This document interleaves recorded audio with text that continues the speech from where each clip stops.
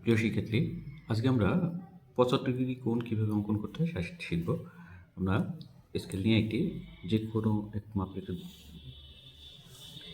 রশ্মি আঁকি। রশ্মির প্রান্তবিন্দুতে যে কোনো মাপের ব্যাসার্ধ নিয়ে একটি বৃত্তচাপ অঙ্কন করি। বৃত্তচাপটিকে আবার একই মাপ নিয়ে বৃত্তচাপটির দুবার কেটে নিই।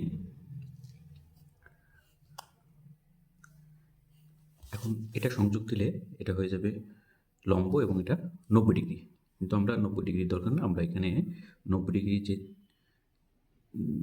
বৃত্তচাপটিকে যে বিন্দুতে ছেদ করি সেটা চিহ্নিত করি। এখান থেকে একই মাপ নিয়ে পূর্বের বৃত্তচাপ থেকে একটা বিন্দু নিলাম, একটা বৃত্তচাপ নিলাম এবং মধ্যবিন্দু থেকে আরেকটি ওই বৃত্তচাপের উপর একটা বৃত্তচাপ নিই। বৃত্তচাপ দুটি পরপর যে বিন্দুতে ছেদ করে এই বিন্দু এবং রশ্মি প্রান্তবিন্দুর সংযোগ দেব। তাহলে উৎপন্ন কোণ 75 ডিগ্রি। ধন্যবাদ।